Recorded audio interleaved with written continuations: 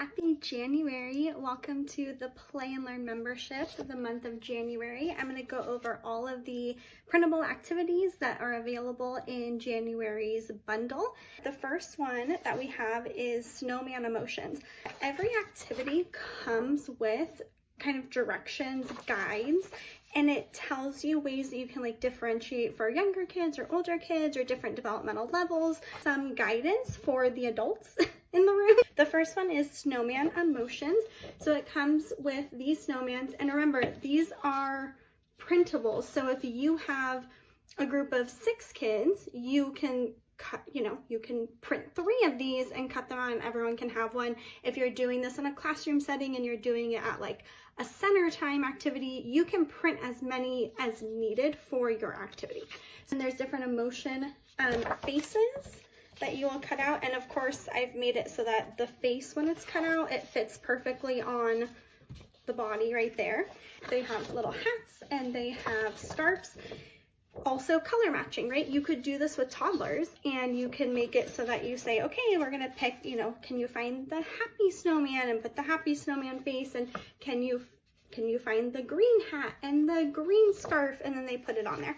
Again, I wrote kind of little guidelines for each activity, but you have these mittens and these mittens, and again, you can print out as many of these as you want, but the idea is that you would cut these out and you can have color matching. Again, this is great for those early 3s or even toddler age kiddos. Matching the colors up, you can turn them upside down and you can do a memory game, so you're finding the same color. Then the other game for this is, I recommend you print it on cardstock. You're gonna need clothespins. I get mine at the Dollar Tree. Take 2 chairs and you're gonna tie a string across, and they're gonna use the clothespins to hang these mittens up onto the clothespins. The reason this activity is great is it is great for fine motor muscles. So when they're opening and closing those clothespins onto the strings, they're strengthening those fine motor muscles. My kids loved it. In my preschool classroom, we had a bunch of mittens like this, and we just set up 2 little kid-sized chairs with some, I think it was like a thicker yarn, and tied it and kind of put it next to the table and had these on it, and they would just spend so much time doing that. Eventually we moved it into play center for the rest of the winter months, and they played with it that way. So don't underestimate really simple activities being really beneficial and kids really enjoying them. This one, you have 2 choices. So these are Play-Doh kind of winter theme activity sheets. So the goal with these is that you would have different Play-Doh and that they can roll it out and they can make these pictures with Play-Doh. But obviously putting Play-Doh directly on paper isn't gonna work that well. So you're gonna wanna have one of these pockets that's preferably not drawn on with cute little pictures. One of these pockets, and you can put it in here. Bad example because there's people on top, but then they can roll out the Play-Doh and they can put it on there and they can make the winter shapes. Your other option is you can laminate these. Again, this is strengthening fine motor muscles. So if you want kids to be stronger with holding a pencil and writing their name, you have to start with activities like this. You have to give them many, many opportunities to be working on those fine motor muscles to strengthen their little fingers so they can hold that pencil to write their name. These are little penguins. So we have 1 through 10 of the little penguins on the little iceberg. And I always try to be mindful of time, right? Want to have to cut out around all of this. You can, if you want to, go for it, but that's why I always make these printables where it's cut it in half, put it on the table, ready to go, right? So the goal of this is a great math activity. You're gonna cut out your snowballs 1 through 10, put these on the table, cut these in half, throw these on the table, and then the kiddos are gonna pull a card. They're gonna count 1, 2, 3, 4, 5, 6, 7. That is great for one-to-one correspondence, which is a pre-math skill that is very important to understand, that this number of objects represents this number. They're going to count the penguins, and then they're gonna find the snowball on the table and they're gonna match it to it. Then they put that back and they can grab the next one.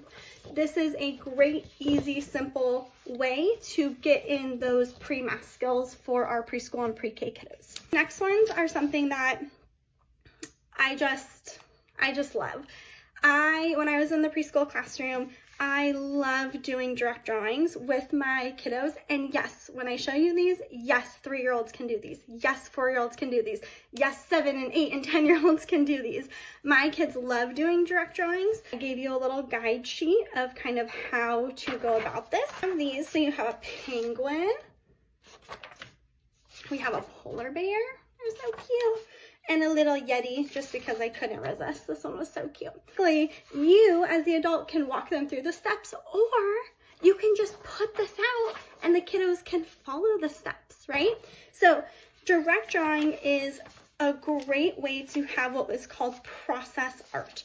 Process art is a really important thing for us to see with young children because it's not about the end result. It's not about all of them looking the same. And my favorite thing to do in the classroom is to take kind of like the bigger pieces of paper, the construction paper, and do a direct drawing where they draw it in pencil first. And then you're going to freak out. You're going to be like, you're crazy. But I give them a Sharpie, supervised. I give them a Sharpie, and when their picture is done, they get to outline it in Sharpie, which already like brings it to life. And then they get to decorate it and color it. And we've used watercolors, we've used paint pens, we've used paints. They get to decorate. And then when they're up on the wall, they are so cute because some of them got like, you know, some Yetis are going to have wonky horns this way and some are going to have giant eyeballs and some are going to have little tiny eyeballs. And it is more about them getting to experience the process of making and doing and not focusing on this is the end result. When we give kids things that are just like cut and paste and the adult cuts them out and the child dots the glue on and puts it on and they all look exactly the same, that's product art. That is not benefiting the child as much as it is if they're actually doing. Their hands are the ones that are doing and creating. So I'll do another video on like actually going through and like doing one of these. This is just my favorite thing in the whole world to do with young kids and older ones. I still do little things like that with my kids. Okay, every month there is a bonus that comes with the monthly bundle of printable activities. This month's bonus is the Winter Wonderland Playbook. And what it is essentially it is 12 activities, 12 different ones. They're just real brief descriptions. It will tell you exactly what you need. You can just do throughout the month. And they're all winter themed.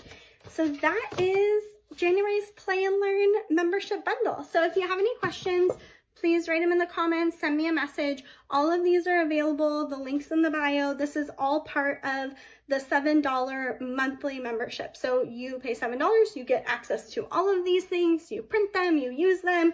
They're all hands-on, they're all developmentally appropriate, they're all benefiting different developmental areas of your child's growth, which is why I love doing this. So